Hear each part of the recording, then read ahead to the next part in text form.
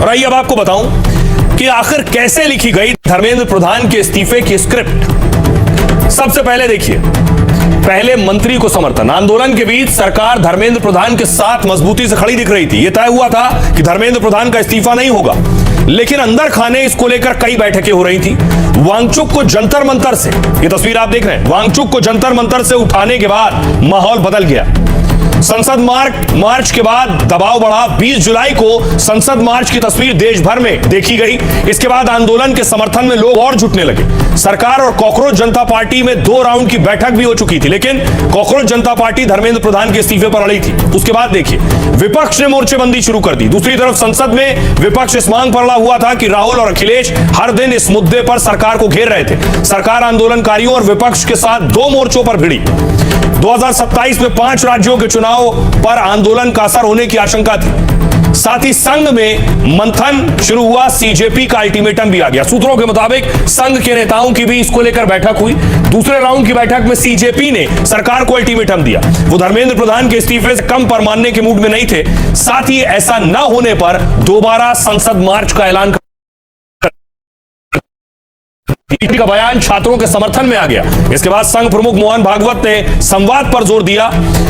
देश में फैली आंदोलन की आग। आंदोलन जंतर मंतर से होते हुए उसके बाद कई राज्यों तक पहुंच चुका था। साथ ही इसमें अधिकतर युवा थे जो आंदोलन में शामिल थे। 2014, 2019 और 2024 में जीत में इन वोटरों का अहम योगदान रहा। एनडीए की जीत में बीजेपी इन वोटर्स को नाराज करने का रिस्क नहीं लेना चाहती थी। तीसरे राउंड की बैठक से पहले धर्मेंद्र प्रधान ने इस्तीफा दे दिया। सुनिए जरा क्या कुछ कह रहे हैं सियासतदान इस पर। मैं सलाम करता हूं उन बहादुर तालिब इल्म को और उन तुलबाओं को जिन्होंने कई हफ्तों से जंतर मंतर पर बैठकर ऐसा मंत्र पढ़ा कि मोदी को ये चाह रहे थे अराजकता फैलाना। नरेंद्र मोदी युवाओं के भविष्य के साथ संवेदनशील है। वो देश की चिंता करते हैं और वो जीत और हार से चिंता करते हैं। अंतर इतना है। यही तो देश की ताकत है, यही नया भारत है जो सवाल पूछता है। और सवाल सरकार से पूछना जरूरी है, जवाब सरकार से आना जरूरी है। अगर नहीं आया तो ऐसे ही बड़ी बड़ी घटनाएं होती रहती। अभी तो आंदोलन खत्म हो गया, अभी तो ये क्या चालू है, ये क्रेडिट लेने की बात है। और वांगचुक जी की जो पत्नी है उन्होंने खुद ही कहा था कि ये कांग्रेस की नौटंकी है, ये कांग्रेस का तमाशा है। क्या है, जंतर मंतर में आंदोलन बैठे और राहुल गांधी जाते हैं प्रधानमंत्री के निवास पर। क्या है ये धर्मेंद्र जी का इस्तीफा उन सब विदेशी ताकतों को जो देश में हिंसा कराना चाहते थे, बांग्लादेश की तरह, श्रीलंका की तरह, उनके मंसूबे खत्म हो गए। इसलिए मैं मानता हूं कि धर्मेंद्र प्रधान जी ने जो काम किया है उसके लिए मैं उनको बधाई भी देता हूं। अब सवाल यह है कि प्रदर्शन तो खत्म हो गया, मंत्री जी का इस्तीफा भी हो गया, अब अगला क्या कुछ कर रहे हैं सीजेपी के चीफ दीपके आज पहुंचे एक बड़े वकील से मिलने के लिए। ये तस्वीर आप देख रहे हैं। अभिजीत दीपके पहुंचे हैं कपिल सिब्बल के आवास पर।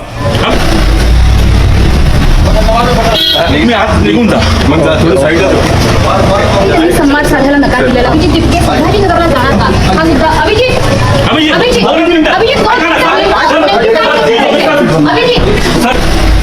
अब देखिए दीपके का आगे का प्लान क्या है, पार्टी उनकी क्या करने वाली है। आंदोलन के बाद सीजेपी अगले प्लान पर काम कर रही है। इसलिए तो शिक्षा मंत्री धर्मेंद्र प्रधान के इस्तीफे के बाद अब सीजेपी के फाउंडर कानूनी कार्रवाई से बचने में लगे। तभी तो दीपके ने वकील कपिल सिब्बल से मुलाकात की। दिल्ली में अभिजीत दीपके सिब्बल के घर पहुंचे, जहां दोनों के बीच कई मुद्दों पर बातचीत होने का दावा है। कहा यह जा रहा है कि आंदोलन में जिन लोगों पर केस दर्ज हुए उसको लेकर आगे की कानूनी कार्रवाई पर मंथन हुआ, क्योंकि सीजेपी चाहती है कि सब पर एफआईआर दर्ज, जो एफआईआर हुई वो वापस ली जाए। ये मांग उन्होंने सरकार से भी रखी है, जिसे माना गया है। हालांकि केस वापसी का कोई ब्लूप्रिंट सामने नहीं आया है। ऐसे में सीजेपी इस मामले में कपिल सिब्बल से कानूनी सलाह ले रही है, क्योंकि दीपके ने कहा है कि धर्मेंद्र प्रधान तो पहला विकेट है। वो कह रहे हैं, उन्होंने दावा किया हम यहीं नहीं रुकेंगे, ये बस शुरुआत है। राजनीति के मोर्चे पर फिलहाल सीजेपी ने बड़ा प्लान नहीं बताया अब तक, मगर उनके दावों के मुताबिक वो शिक्षा में सुधार पर काम करेंगे। इसके लिए यूपी बिहार समेत कई जगह आंदोलन कर सकते हैं। सीजेपी ने यूपी में पेपर लीक के खिलाफ आंदोलन की चेतावनी दी। दीपके खुद कह चुके हैं कि दिल्ली के बाद बिहार भी जाऊंगा। एक और अहम बात यह कि मुझे हीरो मत बनाओ, दीपके कहते हैं। एक शख्स को हीरो बनाने से देश को बहुत बड़ा नुकसान हुआ है। पीएम मोदी पर अटैक करते हैं, वो सुनिए जरा दीपके क्या कह रहे हैं। जितने भी लोग जंतर मंतर पर बने रहे for 37 days, I want to thank each and every one of you, and I want to tell you that I really appreciate what you did for this country। और जिन लोगों ने हम पर डाउट किया, हमें क्रिटिसाइज करा या हमसे सवाल किए कि आप लोग सीरियस नहीं हो, आप लोग प्रोटेस्ट करना नहीं जानते हो, I want to thank them as well. अगर आप लोग हमें क्रिटिसाइज नहीं करते, अगर आप लोग हमसे सवाल नहीं करते, तो हमें शायद से इम्प्रूव करने का मौका नहीं मिलता। This is just a beginning.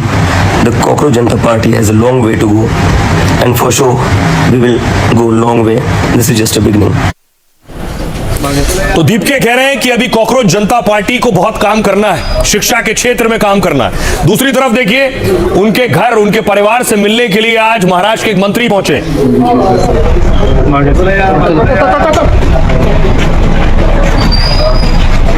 दीपक के घर फडणवीस के मंत्री पहुंचे हैं और दीपके की माता जी को आप देख रहे हैं और उनके पिताजी को। इस पूरे आंदोलन में 4 बड़े चेहरे थे जो इस आंदोलन को लीड कर रहे थे। कौन है वो? सबसे पहले अभिजीत दीपके, कॉकरोच जनता पार्टी के संस्थापक। सीजेआई की एक टिप्पणी के बाद पार्टी बनाने का ऐलान किया। 2 महीने में सोशल मीडिया पर 2 करोड़ से ज्यादा फॉलोअर्स हो गए। कॉकरोच जनता पार्टी बनाने वाले अभिजीत पत्रकारिता कर चुके हैं। अमेरिका के बोस्टन यूनिवर्सिटी से पब्लिक रिलेशन की पढ़ाई की है। दीपके के पास राजनीतिक संदेशों को वायरल करने का पुराना अनुभव है। साल 2020 से 2022 के बीच में आम आदमी पार्टी के सोशल मीडिया टीम में थे और पहली बार ऑनलाइन गुस्से को बड़े आंदोलन के रूप में खड़ा किया। महाराष्ट्र के संभाजी नगर के रहने वाले दीपके का राजनीति से कोई लेना देना नहीं। उनके पिता रिटायर्ड इंजीनियर चाहते हैं कि बेटा समाज सेवा करे, सियासत न करे। दीपक की माताजी भी चाहती हैं कि बेटा सुरक्षित रहे और राजनीति से दूर रहे। अगला नाम है नेहा बोरा। नेहा बोरा जेएनयू से पीएचडी कर रही हैं, लेफ्ट विंग आयसा की अध्यक्ष हैं। जंतर मंतर में जमीनी स्तर पर छात्रों की आवाज बुलंद की है। आंदोलन से जुड़ी जानकारी लोगों और छात्र संगठनों तक पहुंचाई। कड़े तेवर, भाषण और 23 दिनों तक अनशन से चर्चा में आ गई। नेहा के साथ जेएनयू के और दूसरे संस्थानों के छात्र भी जुड़ने लगे। एक और नाम सौरभ दास का है। खोजी पत्रकार सौरभ दास ने सीजेपी के मुख्य प्रवक्ता का रोल निभाया। प्रदर्शन की तारीख, मांग और सरकार से संवाद की लाइन स्पष्ट की। हिंसा, पुलिस, चोटों और आंदोलन में फैली अफवाहों का जवाब दिया। दिल्ली के सौरभ दास ने एमआईटी यूनिवर्सिटी से पत्रकारिता की पढ़ाई की है। 18 साल की उम्र में आरटीआई कार्यकर्ता के तौर पर खास पहचान बना ली थी। एक और नाम आशुतोष राका ने छात्र आंदोलन के एजेंडे को संभाला। शिक्षा मंत्री का इस्तीफा, मुआवजा और केस वापसी का मुद्दा रखा। राका ने राजनीतिक दलों को आंदोलन पर हावी नहीं होने दिया। जयपुर के रहने वाले आशुतोष आईआईटी कानपुर से इन्होंने पढ़ाई की है और बाद में लंदन स्कूल ऑफ इकोनॉमिक्स से उच्च शिक्षा हासिल की है। लंदन में एक कंपनी के सलाहकार और कॉर्पोरेट क्षेत्र में काम किया है। भारत लौटने पर पर्यावरण और समाज सेवा से जुड़े कार्यक्रमों में जुटे। आइए अब आपको सुनवाता हूं, सुनिए जरा। आपको लिए चलता हूं महाराष्ट्र। दीपके के माताजी और पिताजी क्या कह रहे हैं वो सुनिए। वो हट्टी था ना, इसलिए वो डिमांड पूरी करने वाला ही था। मैं उसको नहीं बोली थी, मगर वो नहीं बोला मम्मी जब तक राजीनामा नहीं होता जब तक मैं घर पे नहीं आता है। मुझे वो बोला भी, मगर मैंने बोली नहीं कि इसको बोली जानते हो बहुत हट्टी है। बोले नहीं मम्मी पापा हाथ पुरा सकते हैं, सरकार नहीं हाथ पुरा सकती। नहीं बोले उनको हाथ ये करना ही पड़ेगा। बोले बच्चों का हाथ है उनको पूरा करना ही पड़ेगा। बोले पहले बहुत बोले तो पहले डर लग रहा था, अपना बच्चा अकेला उधर है, बच्चों भी है मगर थोड़ा सा डर लगा था। अभी अच्छा लग रहा है, बहुत अच्छा लग रहा है। जो पहला मूवमेंट चालू किया उसके मूवमेंट की पहले जीते, इसके लिए मुझे गर्व है कि मैं अभिजीत का पिता हूँ। तो उसको सपोर्ट करने वाले जो भी बच्चे थे उसके जैन जी थे, उन्होंने भी बहुत वो रटके रखा, उसके साथ नहीं छोड़ा। ये बस एक ट्रेलर है, पिक्चर अभी बाकी है। देश के युवा जग चुके हैं। देश के युवा इस देश में जितने समस्याएं हैं उनको हल करेंगे। हम as a party, as a movement, इस ऑब्वियसली ये खत्म नहीं हो रहा है। अब हम लोग देश भर जाएंगे, युवाओं की बात सुनेंगे। युवाओं के लिए सबसे बेस्ट जो पॉलिसी होगा वो हम लोग लाएंगे। ये युवाओं के लिए बनाया गया प्लेटफॉर्म है, युवाओं के मुद्दे उठाता रहेगा।